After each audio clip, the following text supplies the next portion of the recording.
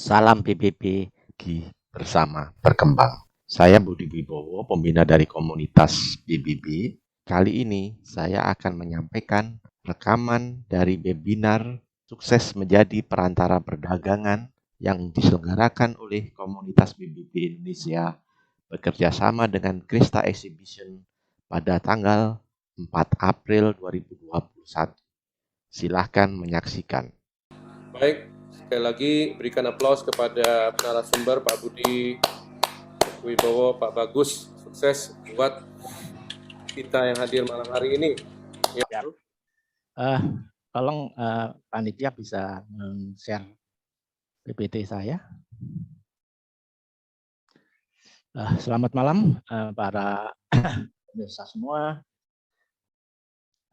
Perkenalkan saya Budi Wibowo. Saya akan memberikan materi sesuai dengan judul seminar ini adalah sukses sebagai perantara perdagangan. Next. Nah, ini kurikulum vitae saya ya. Jabatan formal saya sekarang adalah Ketua AP5I, Asosiasi Produsen Pengolahan dan Pemasaran Produk Perikanan Indonesia. Next. Nah, para hadirin semua peserta webinar yang saya hormati, ini saya cerita aja bahwa saya ini mulai dulu susah ya menjawab kalau ditanya apa pekerjaan saya. Ya kecuali 6 tahun terakhir ini setelah jadi Ketua AP5I saya bisa apa pekerjaannya ya Ketua AP5I, tapi sebelum itu jujur saya susah. Karena apa? Karena pekerjaan saya adalah menjualkan produknya orang lain. Istilahnya itu istilah masyarakat sehari-hari itu maklar. Nah, banyak orang yang tidak percaya gitu. Karena menurut mereka penampilan saya ya sombong tapi tidak seperti maklar. Mungkin dalam bayangan orang-orang itu maklar itu penampilannya lusuh dan sebagainya. Jadi banyak yang tidak percaya gitu. Next. Nah, ini penampilan saya ya seperti ini. Next. Ada waktu saya pakai pameran luar negeri. Next. Next. Saya di Cina. Next. Nah, sehingga agar terkesan keren gitu ya, saya kalau ditanya saya maklar tapi maklar internasional karena memang bisnis utama saya itu kan menjualkan produk orang lain untuk ekspor ya. Jadi saya biasa mengatakan wah saya maklar internasional, maklar perdagangan internasional itu hanya sekedar kelihatan keren aja tapi ya maklar ya saya ya maklar gitu ya. Jadi perantara perdagangan itu next macam-macam ya, ada maklar istilahnya, ada trader, ada perantara, ada broker, mediator, istilahnya macam-macam. Bahkan sekarang dengan adanya dunia online itu kita sekarang dikenal adalah reseller, dropshipper dan sebagainya. Itu semuanya adalah pekerjaan perantara perdagangan yang kita sering istilahkan sebagai maklar. Ini. Nah, next. Nah, kantor saya di mana? Nah, kantor saya ya ini yang saya pakai webinar ini ya, laptop dan HP. Saya nggak punya pegawai sampai sekarang ya. Saya sudah hampir lebih dari 25 tahun ya bekerja sebagai perantara perdagangan. Saya tidak punya pegawai. Kantor saya ya ini, kantor saya bisa buka kemana-mana. Next. Ini kartu nama saya. Nah, next ada lagi kartu nama ini hanya sebagian kecil dari kartu nama yang saya punya. Ya, mungkin Bapak Ibu tanya loh, Pak Budi kartu namanya banyak itu apa bener apa kartu nama palsu? Enggak, ini kartu nama beneran ini. Bisa silahkan dicek ya beberapa perusahaan yang masih ada ya apa benar Pak Budi kerja di situ. Nah, kenapa kartu nama saya begitu banyak? Karena saya selalu mensyaratkan kalau saya ingin menjualkan produk satu perusahaan, saya selalu mengatakan pada ownernya, saya bantu produk Bapak untuk saya jualkan, tapi syaratnya saya harus dianggap sebagai bagian intern dari perusahaan Bapak atau Ibu, sehingga saya perlu kartu nama. Nah, disitulah saya punya kartu nama banyak. Fungsinya apa? Supaya meyakinkan kepada calon pembeli bahwa saya itu benar-benar bagian dari perusahaan tersebut. Next. Nah, para hadirin sekalian, kenapa sih perlu perantara? Macam-macam alasannya ya. Antara lain jarak lokasi antara produsen dan pembeli yang jauh. Kemudian produsen tidak tahu atau tidak mengenal pembelinya. Atau sebaliknya, pembeli tidak mengetahui atau tidak mengenal produsennya. Atau ini juga perlu adanya pihak yang menengahi perundingan antara penjual dan pembeli agar terjadi suatu transaksi. Saya sering kali mengalami bahwa kalau yang bernegosiasi pembeli dan penjual langsung kadang-kadang malah nggak terjadi deal. Tetapi kalau lewat perantara bisa deal karena kadang-kadang kalau negosiasi langsung itu melibatkan emosi gitu. Nah, kalau ada perantaranya ya emosi bisa ditekan. Dan juga yang perlunya ada perantara itu sering terjadi begini, adanya perselisihan atau konflik atau masalah antara produsen dan konsumen. Nah, itu perlu seorang perantara untuk menjadi penengah. Next.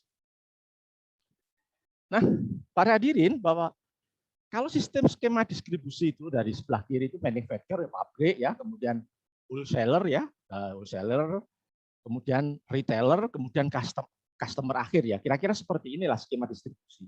Nanti pertanyaannya, perantara itu ada di mana sih? Bisa berada di mana dari rantai distribusi ini? Jawabannya ya, perantara bisa di mana-mana. Bisa Anda menjadi perantara antara pabrik ke wholesaler. Anda juga bisa menjadi perantara antara wholesaler ke retailer. Anda juga bisa menjadi perantara antara retailer dan konsumen. Tergantung pada posisi Anda kenal siapa dan di mana gitu. Nah, sebelah kiri, semakin ke kiri, omset Anda akan menjadi besar ya, karena partainya besar, tetapi profit marginnya persatuan kecil. Tetapi semakin ke kanan, omset Anda mungkin kecil, tapi profit margin persatuannya menjadi besar. Nah, ini terserah Anda mau menjadi perantara di sebelah mana dari skema sistem distribusi seperti ini. Next. Nah, saya itu menulis buku ini sudah cukup lama, mungkin 20 tahun yang lalu atau 15 tahun lalu ya. Saya beri judul itu Dibenci tapi Dirindu, Sukses sebagai Perantara. Ya, kenapa kok dibenci? Nah, next. Perantara itu atau makelar itu pada dasarnya itu beberapa orang atau cukup banyak, lumayan orang itu secara nggak langsung tuh benci kepada perantara itu. Kenapa benci? Karena mereka menganggap bahwa perantara itu hanya meminta komisi atau keuntungan saja gitu. Kalau perantara itu komisinya minta besar ya itu malah tak semakin dibenci. Ini kira-kira seperti itu kondisinya. Kemudian juga ada iri ya. Ada rasa iri dari beberapa orang, mungkin biasanya pegawainya ya. Perantara itu kok bisa dapat penghasilan ya tanpa mengeluarkan biaya dari kantongnya sendiri ya. Jadi ada istilah ya bahasa Jawa, perantara nggak bondo ya. Perantara tanpa modal ataupun perantara modal dengkul, perantara bermodal lutut gitu. Nah, seperti itu yang pendapat-pendapat di masyarakat yang menyebabkan perantara tidak terlalu disukai atau dibenci. Nah, sumber kebencian lainnya adalah adanya anggapan bahwa perantara itu hanya mau mengambil untungnya saja, tidak mau mengambil risikonya. Padahal ya saya sebagai perantara yang sudah hampir 30 tahun, pendapat itu salah gitu. Perantara itu juga harus mau mengambil risikonya, tidak boleh mengambil untungnya saja. Nanti akan saya jelaskan di slide-slide berikutnya. Next. Tetapi di balik perantara itu dibenci, perantara itu dirindu, dibutuhkan. Karena apa? Karena perantara itu biasanya lebih menguasai informasi ya, banyak informasi, mereka pintar-pintar, banyak relasi dan sebagainya ya. Sehingga dengan menggunakan informasi yang dimilikinya, perantara bisa memanfaatkan untuk menghubungkan antara penjual dan pembeli. Perantara itu umumnya mempunyai jaringan atau network yang luas. Perantara itu banyak teman, umumnya seperti itu. Dan jangan lupa, perantara itu bekerja lebih keras dibandingkan pegawai dalam sebuah perusahaan. Ini perantara yang sukses. Ya, Bapak Ibu sekalian, saya jujur pada waktu saya memulai profesi saya sebagai perantara, saya bekerja amat keras gitu. Sampai pernah saya itu sampai bosan melihat airport gitu ya, karena begitu seringnya saya melakukan traveling. Saya begitu ke airport itulah saya agak muak gitu pada waktu itu. Karena memang saya bekerja amat keras, saya traveling kemana-mana. Dan jangan lupa, ya seperti tadi disampaikan Pak Daud, bahwa perusahaan besar pun itu sampai sekarang, perusahaan multinasional yang Anda kenal iklannya di TV-TV itu, masih menjual sebagian produknya lewat perantara. Meskipun mereka punya sales, punya marketing, punya tim yang banyak. Sampai sekarang pun saya tahu banyak perusahaan besar yang sebagian produknya masih dijual lewat perantara. Jadi perantara itu memang dibutuhkan. Next. Nah, saudara-saudara sekalian, para hadirin, ada beberapa tipe perantara. Pertama yang saya istilahkan pedagang perantara. Kalau pedagang perantara itu terjadi 2 kali jual beli, yaitu penjual ngirim barang, pedagang perantara bayar. Pedagang perantara ngirim barang ke pembeli, pembelinya bayar. Nah, ini adalah pedagang perantara dengan sistem jual beli. Nah, ini perlu modal ya, perlu modal untuk membelikan barang, dan keuntungan atau kerugiannya bisa besar. Keuntungannya bisa besar kalau misalkan harga pasar tiba-tiba naik, atau kerugiannya juga bisa besar. Sudah terlanjur beli, waktu jual lagi harga pasar turun. Nah, ini pedagang perantara. Kemudian yang berikutnya, perantara dengan sistem beda harga. Nah, ini perantara ini enggak dari penjual itu langsung mengirim barangnya ke konsumen, perantara dipercaya oleh penjual untuk menerima pembayaran. Nah, nanti harganya beda, misalkan dari penjual harganya 10, oleh perantara dijual 12, maka perantara untung Rp2, misalkan seperti ini. Ini tidak perlu modal, tetapi biasanya keuntungannya tidak sebesar pedagang perantara karena harga jualnya sering sudah dipatok oleh produsen. Ya, kamu nggak boleh jual lebih dari 12, misalkan seperti itu.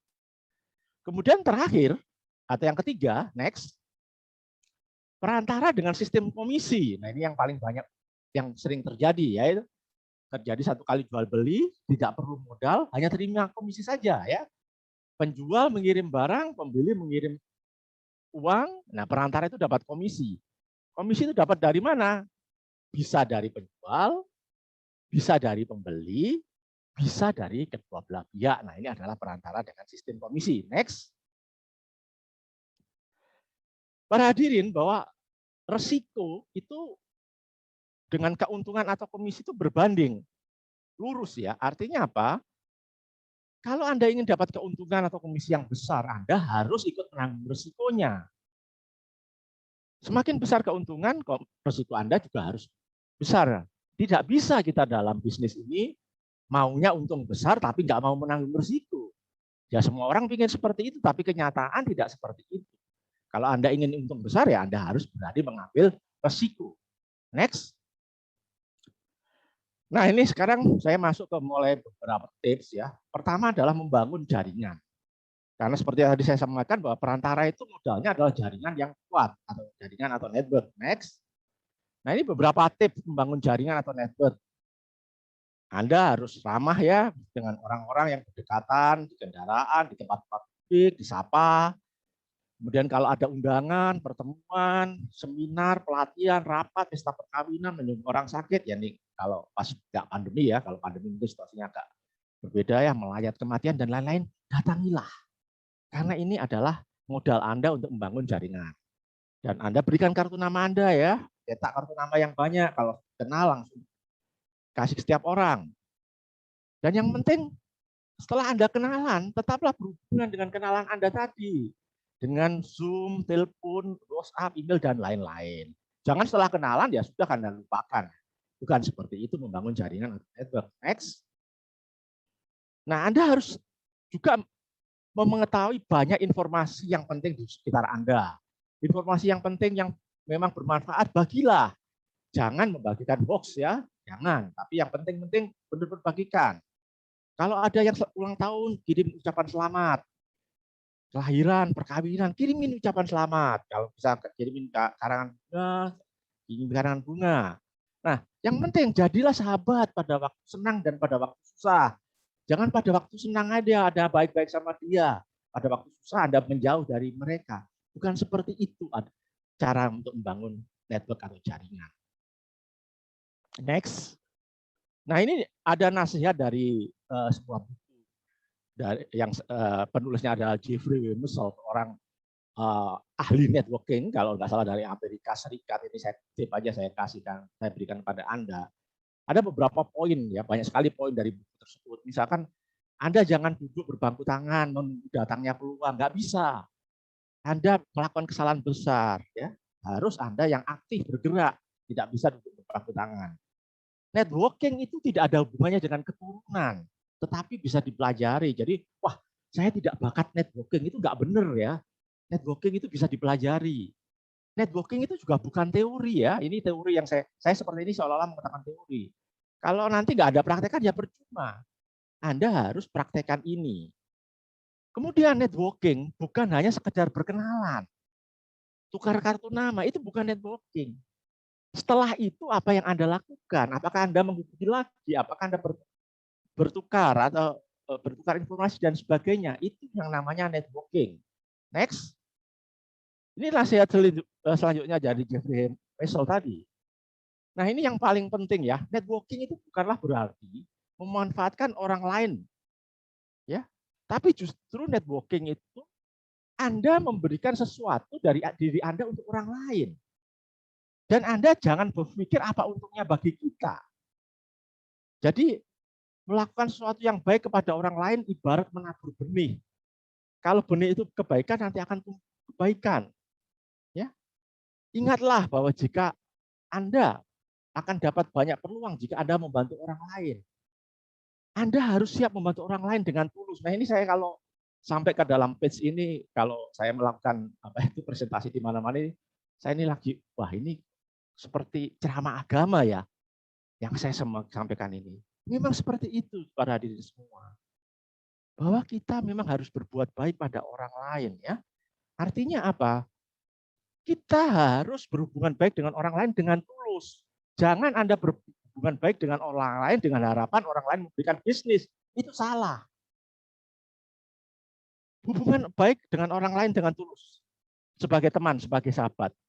Soal nanti dapat bisnis atau tidak, itu nanti. Kalau rezeki Anda akan dapat bisnis. Tetapi kalau Anda mengawali suatu pertemanan dengan suatu niat, Anda ingin dapat bisnis, pengalaman saya mengatakan Anda tidak akan dapat bisnis.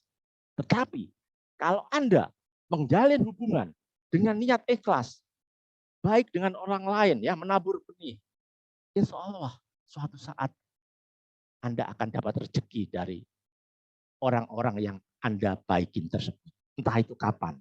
Percayalah ini. Next. Para hadirin, saya masuk ke dalam yang paling inti ya, bahwa kejujuran dan kredibilitas itu sebenarnya adalah modal utama. Ya. Sebenarnya dalam semua bisnis ya, apalagi bisnis perantara perdagangan ini. Karena dari kejujuran akan timbul kepercayaan. Kalau Anda jujur, orang akan membantu Anda, orang akan mempercayai Anda untuk menjualkan produk Anda. Kalau Anda tidak jujur, tidak akan ada orang yang mau melakukan bisnis dengan Anda. Nah, orang yang kredibel itu orang yang komitmen, yang telah bisa pegang komitmen dan tidak melakukan kebohongan. Nah, itu ya. Jadi next saja lah. Ini saya karena waktunya terbatas. Next.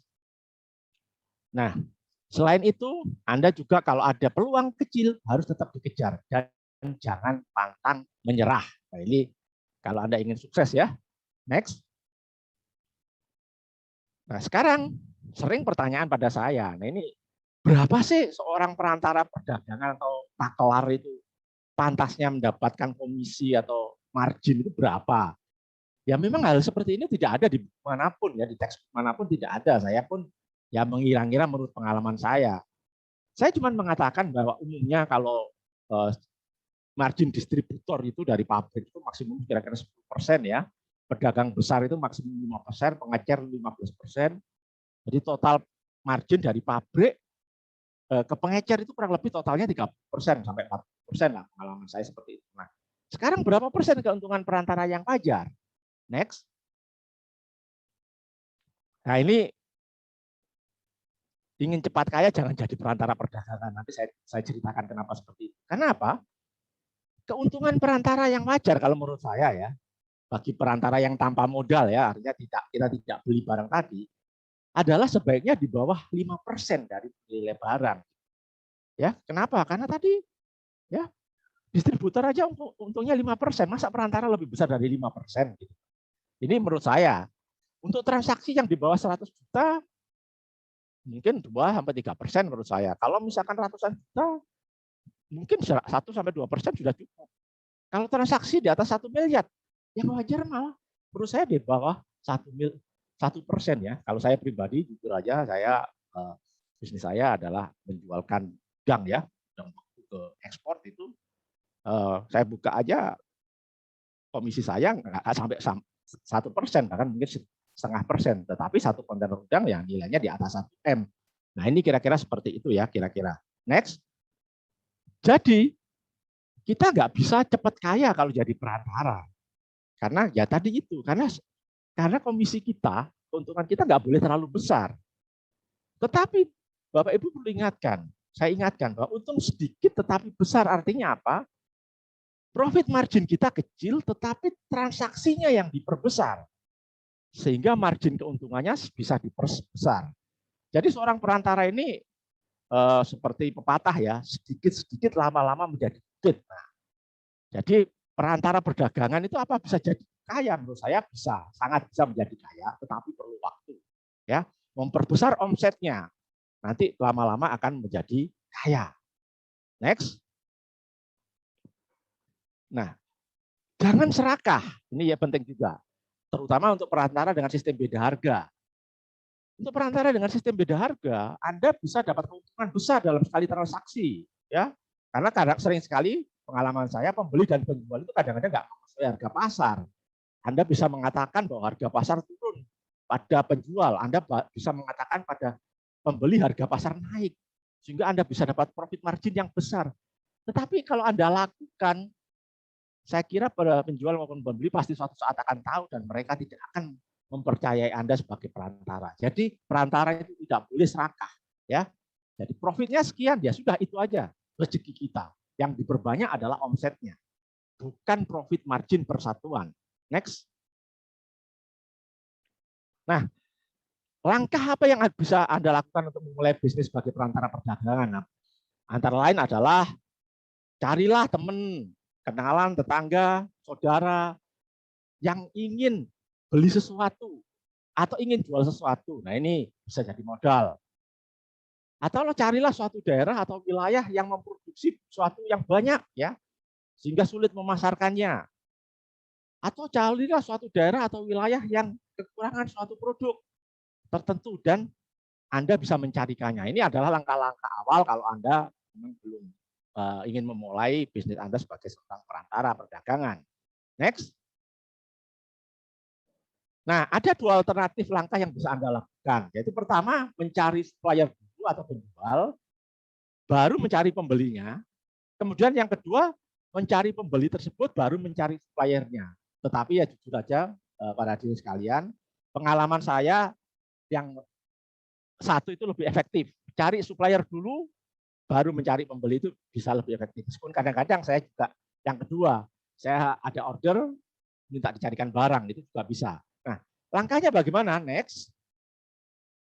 Nah, mencari supplier caranya bagaimana ya? Seperti ini. Lewat pameran dagang, ya, exhibition offline atau online virtual seperti e-book yang akan dilakukan oleh kita ini ya. Lewat Google, lewat B2B marketplace dan sebagainya. Sekarang itu sangat gampang ya, tidak terlalu susah untuk mencari supplier dengan adanya internet. Nah, next. Setelah ketemu supplier tadi, kalau bisa Anda temuin ya, perkenalan tatap muka. Kalau nggak bisa ditelepon aja lewat WhatsApp, telepon atau email. Kemudian Anda sampaikan kepada supplier. Cara singkat aja maksud Anda. Next. Nah, tanyakan kepada supplier tadi harganya berapa, spesifikasi yang dijualnya bagaimana. Kalau bisa mintakan sampel atau foto produk. Kemudian daerah pemasarannya selama ini di mana? Kenapa kok kita tanya daerah pemasarannya ya? Kita nanti akan mengatakan bahwa kita akan jual di luar daerah pemasarannya dia. Next. Nah, sampaikan kepada supplier bahwa Anda ingin membantu mengembangkan pasar mereka. Sampaikan ya, kita cerita bahwa kita punya network yang luas, offline atau online. Sampaikan juga kepadanya bahwa pasar yang kita masuki tidak bentrok dengan pasar mereka. Ini penting ya. Mereka nggak akan suka kalau kita masuk ke dalam pasar yang mereka sudah punya. Next. Nah, dari pengalaman saya lebih dari 25 tahun ya bergerak di bidang perantara perdagangan atau maklar ini, saya bisa katakan bahwa sebagian besar supplier itu mau dibantu untuk mendapatkan pasar baru. Amat jarang sekali supplier yang tidak mau dibantu untuk dijualkan. Apalagi kalau dijanjikan pasar baru tadi cukup besar dan harganya lumayan ya. Nah, pada umumnya supplier akan merasa senang dan silakan Anda untuk menjualnya. Next. Nah, ini yang penting. Nah, ini agak aneh mungkin bagi sebagian besar dari para hadirin. Jangan membicarakan komisi di awal loh. Padahal kan kita dapat hidupnya perantara kok dari komisi, kok jangan dibicarakan di awal. Ini kan aneh. Next. Karena apa, para hadirin sekalian? Komisi itu sangat sensitif seperti tadi yang menyebabkan perantara itu dibenci. Jadi jangan sekali-sekali Anda bertanya, Pak, nanti saya dapat komisi berapa? Itu supplier nggak akan senang gitu. Itu nggak akan senang ya. Mereka kalau awal-awal Anda sudah meributkan masalah komisi, hati supplier itu nggak senang gitu. Sehingga bisa aja nanti, sudahlah saya nggak jual ke kamu, kamu bisa jual aja, sudah ribut masalah komisi. Nah, next. Tidak dibicarakan komisi ini bukan berarti Anda tidak dapat komisi. Anda tetap dapat komisi. Tetapi tidak perlu dibicarakan, diributkannya di awal. Lalu caranya bagaimana? Next. Nah, setelah itu Anda mencari pembeli ya. Mencari pembeli lewat pameran dagang, Google, ya, di YouTube kami ya, komunitas berbagi bersama berkembang ini banyak sekali video-video cara mencari pembeli, cara mencari buyer, ada di situ. Silakan bergabung nanti di situ. Next. Nah, jika Anda sudah dapat pembeli, maka informasikan spesifikasi produk yang Anda jual. Apakah sesuai dengan yang diinginkannya? Kalau sudah, ya langsung negosiasi. Kalau belum, ya spesifikasi itu harus dicocokkan antara penjual sama pembeli sampai spesifikasi produk itu cocok. Next, kemudian dilanjutkan negosiasi itu seperti apa? Nah, ini saya intinya ya, ini para hadirin sekalian. Misalkan ya, Anda dapat harga dari penjual 100.000 misalkan. Nah, tawarkan pada pembeli harga 110.000, kurang lebih 10%, karena target kita tadi kan 3% atau 4% atau 10% ya. Jadi naikkan dulu harganya menjadi 10%. Kemudian mintalah kepada pembeli untuk memberikan harga yang mereka kehendaki.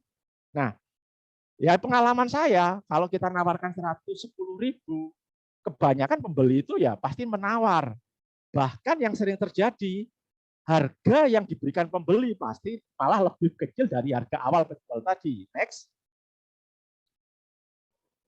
Nah, jadi misalkan Anda tawarkan 100.000, harga dari penjual 100.000, Anda tawarkan 110.000, ya. Nah, pembeli nawar di bawah harga penjual tadi. Misalkan harganya 95.000. Kan pasti kalau Anda jual, Anda rugi 5.000 lah. Bukan begitu caranya. Nah, nanti Anda melakukan negosiasi. Negosiasi itu dua arah. Kepada penjual, Anda minta, Pak, harganya jangan 100.000 dong, Pak. Jangan turunkan aja. Sedikit aja lah, turunkan. Gitu. Kepada pembeli yang beli 95.000, minta harganya naik. Gitu. Jadi yang dari 100.000 tadi, minta harganya diturunkan. Yang dari 95.000, minta harganya dinaikkan. Nah, ini caranya. Nah, sehingga suatu saat akan terjadi selisih. Misalkan harganya dari penjual 98.000, dari pembeli 100.000. Nah, selisih 2.000 itu adalah keuntungan Anda. Next. Nah, jadi Anda bisa mengatakan, Pak, saya sudah menjualkan 100.000, harga dari Bapak 98.000 ya Pak ya. Ya, berarti maaf Pak, itu 2.000 itu adalah komisi saya. Nah, itulah kita dapat komisi dari situ. Tidak perlu meributkan di awal. Nah, ini caranya seperti itu ya. Setelah ada selisih harga, nah margin itu secara otomatis penjualnya akan tahu bahwa itu komisi kita atau keuntungan kita. Next. Nah, sering sekali terjadi para hadirin sekalian bahwa harga itu antara penjual dan pembeli akhirnya sama persis. Katakanlah harganya sama-sama 98.000. Lalu apa yang terjadi? Kalau Anda lakukan bisnis kan Anda tidak untung. Kalau pengalaman saya jangan menyerah. Apa yang dilakukan next? Yang kita lakukan adalah kepada penjual, ya kita mintalah, ya menghibah gitu ya. Minta dengan mohon Pak, tolong diturunkan sedikit aja Pak. Ya, kemudian pada pembeli, mohon Pak, terus terang aja Pak, harganya sama Pak. Mohon dinaikkan Pak, sedikit aja Pak. Nah, dari pengalaman saya dengan yang permintaan mohon sedikit itu biasanya mereka kasih, misalkan aja dari penjual sedikit dipotong 500 rupiah, dari pembeli sedikit dinaikkan 500 rupiah, total ada selisih 1.000 rupiah. Nah, kan lumayan 1.000 rupiah. Itulah komisi kita. Next. Nah, tetapi saudara para hadirin sekalian, kadang-kadang antara pembeli dan penjual itu sama persis, tidak berubah ya. Nah, kalau itu seperti itu bagaimana? Kita kan tidak untung. Ya, kita tidak untung. Nah, kalau seperti ini ya terserah Anda mau batalkan transaksi atau tidak. Next. Kalau saya para hadirin sekalian, kalau saya selalu pikir jangka panjang. Meskipun saya tidak untung, saya tetap jalankan transaksi. Dengan harapan apa? Nanti selanjutnya Ya, mudah-mudahan karena pembelinya suka, ya, dia akan bisa menaikkan harganya atau penjualnya bisa menurunkan harganya. Jadi untuk transaksi berikutnya saya masih berharap bisa untung. Transaksi sekarang nggak untung tidak apa-apa, hanya untuk membangun menjalin relasi itu kalau saya, tapi kalau Anda sih terserah. Ya, kalau saya sih meskipun tidak untung, transaksi itu tetap saya jalankan. Next. Nah, untuk mencari pembeli dulu, baru mencari penjual, sama aja ya, tinggal dibalik ya. Next. Nah, ini yang penting mungkin para perantara bertanya banyak ya. Gimana sih menjaga hubungan agar tidak bypass ya? Bypass itu apa? Ya kita tidak dianggap tidak ada. Penjual langsung ke pembeli, pembeli langsung bayar, kita tidak dapat apa-apa. Next. Nah, ini tips para diri sekalian, ini yang memang saya alami. Ya alhamdulillah saya ini sudah berbisnis sebagai perantara lebih dari 25 tahun, bisa dikatakan 99% bisnis saya tidak di bypass. Caranya bagaimana? Kalau cara saya adalah saya membangun hubungan yang erat, baik itu penjual pada pembeli. Hubungan itu tidak hanya sekedar hubungan bisnis. Saya berusaha menjadi teman ya, bahkan seperti mirip keluarga. Nah, kalau mereka menganggap kita itu sebagai teman, tentu mereka tidak akan tega membebas kita, gitu ya. Kemudian jangan melakukan kesalahan, itu juga begitu. Repotnya seorang perantara perdagangan itu tidak boleh salah. Meskipun manusia itu tidak lepas dari salah, ya kita harus berusaha sedapat mungkin jangan melakukan kesalahan. Karena apa? Kalau kita salah, bisa digunakan sebagai alasan untuk kita di bypass. Ini yang sering jadi masalah. Next. Kemudian yang lain, hindari komunikasi langsung antara penjual dengan pembeli. Ya, meskipun sudah kenalan lama, baiknya komunikasi tetap lewat kita. Meskipun kita bertemu bertiga nggak apa-apa. Penjual pembeli kita makan bersama, bahkan saya ajak pembeli ke penjual saya ajak ketemu pembeli, tidak masalah. Tetapi pada waktu komunikasi, negosiasi tetap harus lewat kita. Itu supaya apa? Supaya tidak membiasakan mereka membypass kita. Kemudian yang penting juga, berilah respon yang cepat dalam komunikasi. Penjual tanya sesuatu atau pembeli tanya sesuatu, langsung direspon. Jangan dibiarkan berlambat-lambat. Karena apa? Kalau kita tidak respon cepat, mereka akan berkomunikasi secara langsung. Itu yang menyebabkan kita di bypass. Kemudian tips berikutnya, teruslah beri informasi yang bermanfaat bagi mereka berdua, penjual maupun pembeli, yang bermanfaat sehingga mereka merasa manfaat berhubungan dengan kita. Kemudian ini mungkin juga agak aneh, tapi kalau saya seperti itu. Terkadang antara penjual dan pembeli ada masalah ya, ada klaim dan sebagainya. Karena misalkan barangnya tidak sesuai dan sebagainya. Kalau dalam kondisi tersebut para hadirin sekalian, saya selalu mengatakan kalau antara dua belah pihak yang sampai rugi, saya ikut menanggung rugi dengan cara apa? Saya tidak dibayar komisi, saya tidak apa-apa, saya relakan. Itu adalah sebagai sebagai upaya saya untuk rasa keprihatinan saya terhadap kerugian yang mereka tanggung. Itu biasanya saya lakukan. Nah, itu untuk menjaga agar hubungan kita menjadi tetap baik. Next. Nah, ini selalu bersikap ropan, penuh perhatian dan sebagainya ini. Nah, yang paling penting bagi Anda adalah jangan sekali-sekali menyakiti perasaan orang lain. Sangat berhati-hatilah dalam berbicara dan melakukan sesuatu. Pikirkanlah dahulu masa-masa terlebih dahulu apa yang akan Anda katakan dan Anda lakukan. Ini adalah tips-tips ya supaya Anda bisa sukses sebagai perantara. Next. Kemudian yang penting lagi, tidak boleh lengah, selalu waspada. Sering sekali perantara itu kan sudah berjalan lama ya, seperti diri saya ini, saya sudah jual beli, mungkin sudah lebih dari 15 tahun ya, suppliernya sama, pembelinya sama, produknya sama. Nah itu kadang-kadang itu jadi lengah. Lengah seperti apa? Tidak ngontrol kualitas ya, tidak ngontrol komunikasi. Nah ini yang menyebabkan kita nanti akhirnya di bypass. Tidak boleh. Tetap kita harus kontrol semua, negosiasi semua lewat kita dan sebagainya. Next. Nah, sekarang tinggal satu slide lagi. Anda sebagai perantara harus sangat sabar ya, para hadirin sekalian. Sering komplain, kita diomeli, nggak apa-apa ya. Jangan cepat emosi. Kita harus punya satu musuh terlalu banyak, 1000 kawan terlalu sedikit. Ya, jangan mudah menyerah dalam membangun bisnis. Saya punya pengalaman, saya kenal seseorang baru 15 tahun, saya baru dapat bisnis dari dia. Nggak apa-apa, saya bersahabat dia, berteman dengan dia, baru dapat bisnis setelah 15 tahun. Itu kisah nyata. Next. Nah, yang terakhir, sebagai penutup, para hadirin sekalian yang saya hormati, janganlah malu menjadi perantara perdagangan. Kenapa kita harus malu? Bisnis yang kita lakukan adalah bisnis yang wajar. Ya, enggak. Ya halal, wajar. Kita tidak usah malu. Next. Baik, saya kira itu Pak Daud. Saya kembalikan ke Pak Daud. Terima kasih atas waktu yang diberikan pada saya.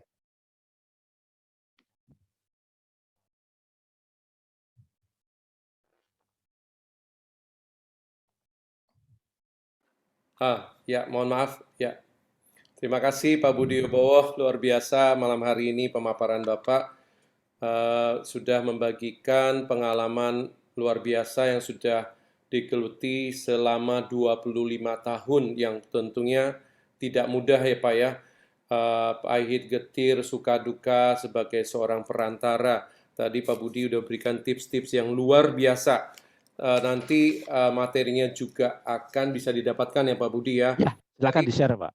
Itu adalah ada beberapa hal yang saya ingat bahwa seorang perantara bisa dibenci tapi dirindu. Dibenci tapi dirindu. Wah, ini seperti lagu aja, Pak. Nah, itu tadi tips-tips yang utama bahwa kita harus menjadi seorang perantara itu harus berbuat baik, menabur benih kebaikan, menolong tanpa pamrih. Nah, itu luar biasa. Terus harus jujur dan berkredibilitas. Artinya kita kalau tidak mampu kita mesti terus terang. Kalau kita tidak bisa melakukan janji itu kita mesti terbuka. Kenapa? Supaya orang itu tahu. Jadi modal utama tadi adalah kejujuran ya Pak ya. Nah, tadi juga banyak hal yang Pak Budi sampaikan, jangan serakah, apalagi yang sebagai perantara yang dengan sistem beda harga. Nggak boleh serakah, karena akan ketahuan. Nanti itu hanya jangka pendek saja. Dan beliau ini Pak Budi sudah lebih dari 25 tahun. Jadi rupanya tidak mudah menjadi seorang perantara, tapi bisa. Dengan tadi tips-tipsnya banyak sekali, hal-hal yang perlu kita pelajari, kita lihat, dan kita lakukan. Ya Pak ya. Nah, bagi Bapak yang memang berminat sebagai seorang perantara perdagangan, tidak ada barang yang mustahil. Ya, sekali lagi berikan tepuk tangan buat Pak Budi Wibowo. Nanti ada pertanyaan Bapak Ibu yang tentunya menyangkut mengenai bagaimana sih menjadi perantara perdagangan yang berhasil, sukses. Baik, kita akan ke narasumber berikutnya, yaitu presentasi dari Pak Bagus Perdana. Mari kita berikan tepuk tangan buat Pak Bagus Perdana. Silakan Bapak. Siap. Terima kasih Pak Daud. Gimana? Demikian rekaman sukses menjadi perantara perdagangan episode pertama. Silahkan melihat episode berikutnya. Mas Bagus Wahyu Perdana, CEO dari Pasar Induk Online Indonesia, akan menyampaikan berbagai pengalamannya sebagai perantara perdagangan. Jika ada pertanyaan, silahkan isi komen di bawah ini. Jangan lupa ya, like dan subscribe channel ini. Bagi pemirsa yang baru bergabung dalam channel ini, silahkan melihat berbagai video pembelajaran lainnya. Ayo tolong diinformasikan keberadaan channel Gudang Ilmunya para UKM ini kepada para UKM lainnya, kepada para pebisnis pemula, agar semakin banyak yang bisa belajar pada channel berbagi ilmu ini. Saya Budi Wibowo, salam BBB, berbagi bersama berkembang.